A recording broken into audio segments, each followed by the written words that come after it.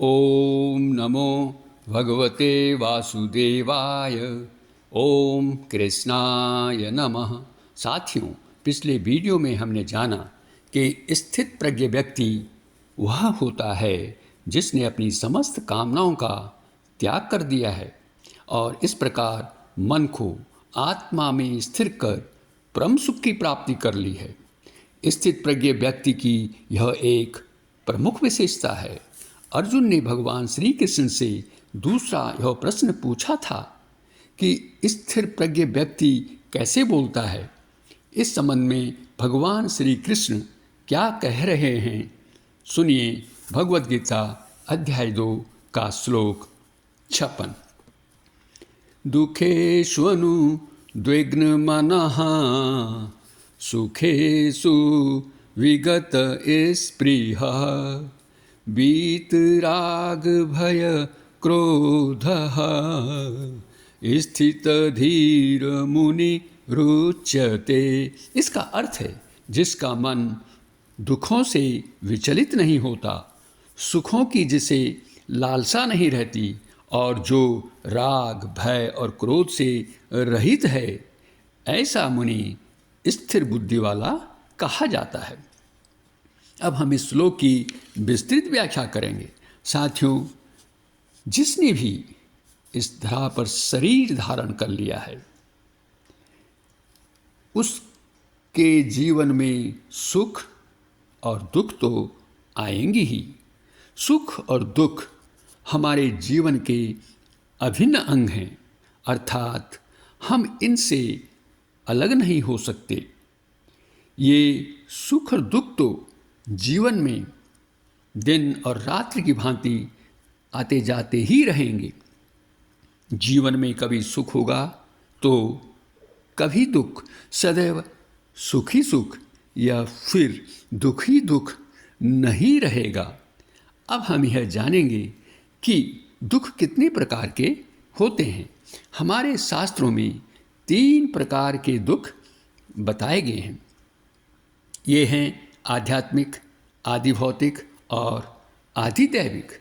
आध्यात्मिक दुख हमारे शारीरिक और मानसिक दुख हैं।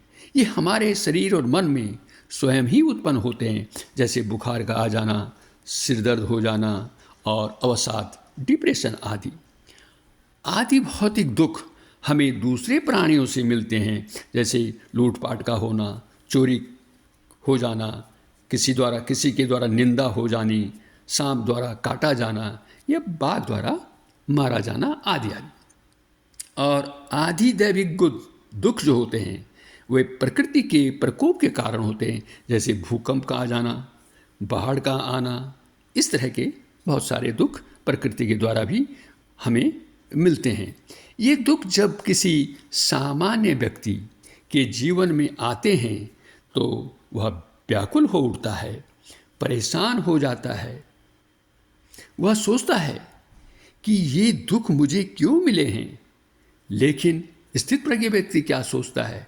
स्थित प्रज्ञ व्यक्ति इस तरह की परिस्थितियों में कभी भी विचलित नहीं होता।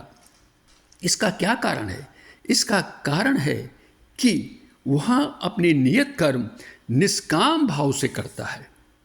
उसके कर्म दूसरों के हित के लिए होते हैं और इसके अलावा जो कर्म फल होते हैं उसके प्रति उसकी कोई आसक्ति नहीं होती है, कोई ममता और कामना भी उसको नहीं होती है इन कर्म फलों की। उसका मन सदैव भगवान श्री कृष्ण में स्थिर व प्रसन्न रहता है। वह तो यह सोचता है कि अपने पूर्व पाप कर्मों के कारण उसे तो और अधिक दुख मिलने चाहिए थे, लेकिन भगवान की कृपा से उसके दुख कम हो गए हैं। इसी तरह यदि कर्मों से सुख की प्राप्ति होती है, जो उसने कर्म पूर्व में किए हैं और उनसे उसे अगर सुख की प्राप्ति होती है, अर्थात उसे अगर अनुकूल फल मिलते हैं, तो इस संबंध में वो क्या सोचता है? उसके मन में ऐसी इच्छा नहीं रहती है कि ये सुख उसे और मिलें और ये सुख उसके लिए हमेशा के लिए बने रहें, सदैव उसके पास ये सुख बने रहें। वो ऐसा कभी भी नहीं सोचता है। वह तो अपने को इन सुखों के योग्य भी नहीं मानता, वह तो इसका श्रेय भी भगवान को देता है कि वह ऐसी सुखमय स्थिति में है और अब वह भगवान की सेवा और अच्छे ढंग से कर सकेगा। स्थित प्रज्ञ व्यक्ति जो होता है वो राग, भय, दोष से भी मुक्त रहता है, जबकि एक सामान्य व्यक्ति में राग, भय, क्रोध ये सदैव क्या होते हैं, बने हुए रहते हैं। ऐसा क्यों होता है? क्या कारण है? राग संसार के पदार्थों के प्रति आसक्ति को कहा जाता है। भय तब उत्पन्न होता है जब कोई सबल व्यक्ति ऐसे पदार्थों की प्राप्ति में रुकावट डालता है, बाधा डालता है। और यदि ऐसा व्यक्ति निर्बल होता है तो मन में क्या आता है, क्रोध हो जाता है, क्योंकि हम ताकतवर उस समय उससे ज़्यादा होते हैं। लेकिन स्थित प्रज्ञ व्यक्ति किसी भी वस्तु, व्यक्ति, परिस्थिति के प्रति कोई आसक्ति नहीं रखता। उसके भीतर तो दूसरों को सुख पहुंचाने, उनका हित करने, उनकी सेवा करने का भाव सदैव जागृत रहता है। राग अर्थात आसक्ति ही भय, क्रोध आदि गुणों का मूल कारण है। यह आसक्ति उसी में होगी ही नहीं, क्योंकि उसमें तो भय और क्रोध कहाँ से होंगे। अतः स्थित प्रज्ञ व्यक्ति इन तीनों से मुक्त रहता है। अंत में इन्हीं शब्दों के साथ इस श्लोक से हमें यह शिक्षा मिलती है कि हमें दुखों से घबराना नहीं चाहिए और सुखों से अति उत्साही भी नहीं होना है। जीवन में जो भी स्थिति आए, जो भी सुख मिले, दुख मिले, उसे भगवत कृपा समझकर प्रसन्नता से स्वीकार कर लेना चाहिए। हमें किसी भी वस्तु, व्यक्ति तथा परिस्थिति के प्रति आसक्ति और ममता भी नहीं रखनी है, क्योंकि इन्हीं से भय और क्रोध आदि अवगुण उत्पन्न होते हैं।